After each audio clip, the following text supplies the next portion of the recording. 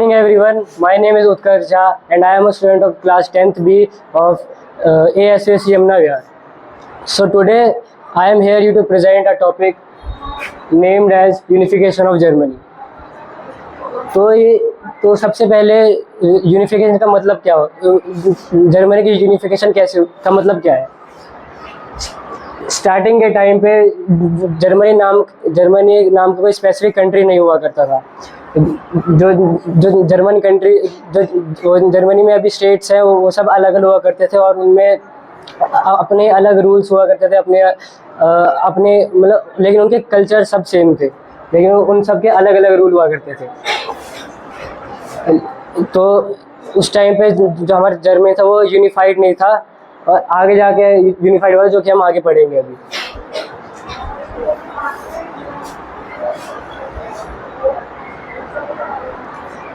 तो यहाँ पे एक है role of Otto von Bismarck.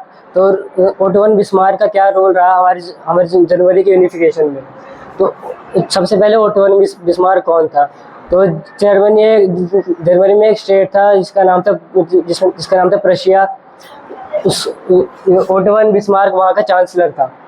तो ओटो वन बिस्मार्क का एक बहुत बड़ा रोल रहा है जर्मनी को यूनिफाई करने में। ओटो वन बिस्मार्क को हम जर्मनी का आर्किटेक्ट भी बोलते हैं, और वो इसलिए बोलते हैं क्योंकि उसने अपनी इंटेलिजेंस की वजह से और अपनी लीडरशिप क्वालिटी की वजह से बहुत सारी वॉर्स लड़ी, और जो भी जर्मन स्टेट्स थे जो कि किसी न किसी के अलग कंट्री के कब्जे में थे, उन सबको अलग किया और अपने साथ जोड़ा।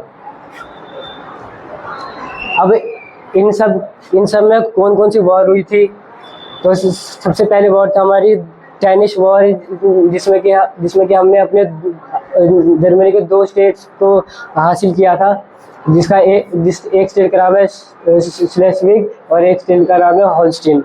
तो जो ये दोनों स्टेट्स थे, इन सब में भी जो इन सब का जो कल्चर था, इन सब की जो लैंग्वेज थी वो भी जर्मन थी। तो इसलिए यहाँ पे वॉर करके ओटो वन बिस्मार्क ने इसको भी अपने अंडर जर्मनी के अंडर कर लिया। उसके बाद सेकेंड वॉर थी हमारी ऑस्ट्रिया के साथ। उस टाइम पे ऑस्ट्रिया और प्रशिया ये दोनों सबसे पावरफुल कंट्रीज रही थी। लेकिन फिर धीरे धीरे प्रशिया की इंडस्ट्रियल डेवलपमेंट के कारण प्रशिया ऑस्ट्रिया से ज़्यादा पावरफुल हो गई थी, और उन्होंने एक वॉर लड़ी थी जिसके बाद प्रशिया ने ऑस्ट्रिया को हरा दिया था। फिर नेक्स्ट वॉर हमारी फ्रांस के साथ।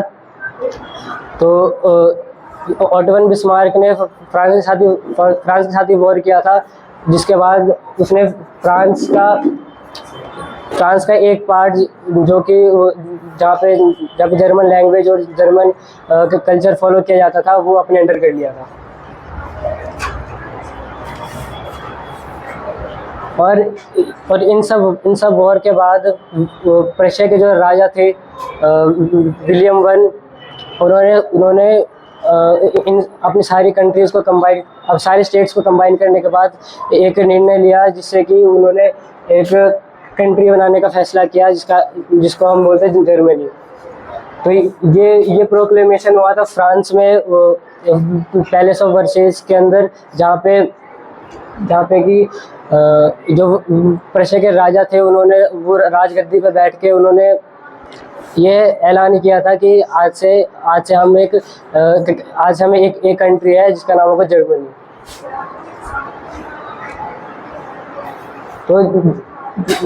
तो जर्मन यूनिफिकेशन का इम्पैक्ट क्या पड़ा था बाकी कंट्रीज पे।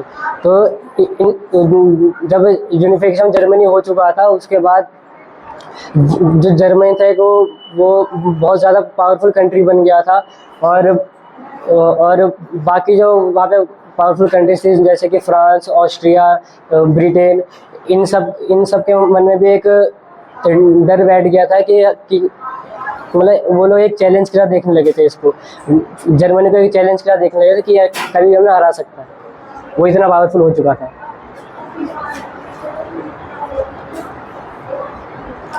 तो इस सब के बाद जर्मनी की यूनिफिकेशन के बाद कुछ पॉजिटिव एस्पेक्ट्स भी हुए और कुछ नेगेटिव एस्पेक्ट्स भी हुए। तो जो पॉजिटिव एस्पेक्ट था वो ये था कि जर्मनी एक बहुत ज़्यादा पावरफुल कंट्री बन चुका था और वो और डेवलप हो रहा था। लेकिन नेगेटिव एस्पेक्ट ये था कि इन सब की वजह से और वॉर होने लगी और इसी का कॉज था वर्ल्ड वॉर 1। अब reunification of East and West Germany.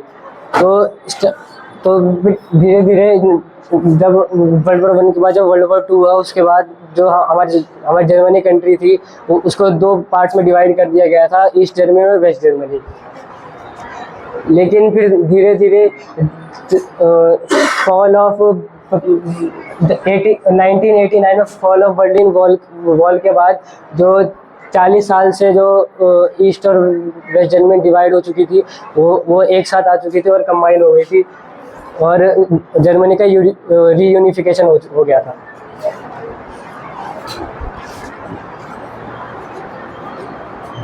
तो इस सब का कंक्लूजन ये निकलता है कि यूनिफिकेशन ऑफ जर्मनी एक बहुत ही ज़्यादा कॉम्प्लेक्स और बहुत ज़्यादा बड़ी यूनिफिकेशन थी जिसमें कि ओटो वन बिस्मार्क का बहुत बड़ा रोल था।